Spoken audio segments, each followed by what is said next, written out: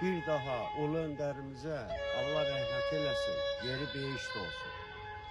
Cənab ulu öndərimizin yeri həmişə cənnət məkandır. Onun bizə qoyduğu yol, onun bizə etdiyi tövsələr bugünkü günü başımızı uca edir. Ali Başkomandanın yanında bir birləşən bir vətəndaş kimi fərq edirəm ki, bugünkü günü bizə bəxş ediblər. Allah bizim şəhidlərimizə rəhmət eləsin. Ulu öndərimiz vaxt var idi, 92-ci ildə. O deyirdi, bütün qaşqınları başına yığır. Mən əminəm ki, siz Ağdama qaydarsınız, siz Laçına qaydarsınız, siz Şuya qaydarsınız.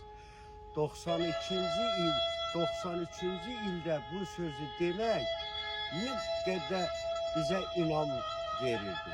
Bəzi adamlar inamını itirirdi. Ruhun şad olsun, ulu öndər. Büyünləri, Azərbaycana xəyanət eləyən Ramiz Mehdiyev kimi insanlar, Əli Kərimov kimi bugünkü günü yazdığın konstitusiya əsasən qanun çərçivəsində cavab verirlər. Təəssüflər olsun ki, içimizdə oturub bəzi Azərbaycanı satan, Azərbaycana edilən bir nətər deyim, nankörlük büyünlər üstə açılıb. Ali Başkomandamız uğurla bu işi aparır. Yaqin ki ona dəstək olan, onun yanındakılar o fikirləşsin ki, qanun çərçivəsində, qanun qarşısında onlar cavab verəcək. Büyünləri 2 dənə bizim zəfər bayramımız olur. Onun biri 5 il bundan qabaq Allah şəhidlərimizə rəhmət eləsin. O oldu. İkinci bizim zəfər bayramımız Ramiz Mehdiyev kimi Azərbaycana edilən xəyanətlərin üstü açılmağı ikinci bizə bəlkə deyərəm ki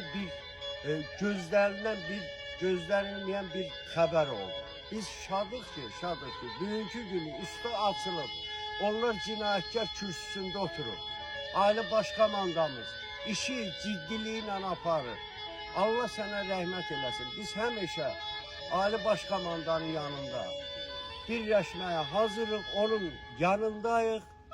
Azərbaycana qarşı çıxanları əlimizdən gələni söz veririk ki, sizin ruhunuz qarşısında biz ona əməl edəcəyik. Sizin qoyduğunuz yol bizə şərəfli yoldur. Biz onu qorumağa borcumuzdur. Allah sizə rəhmət eləsin, ulu öndər. Qarşınızda baş əyər. Allah sizin yadigarınız,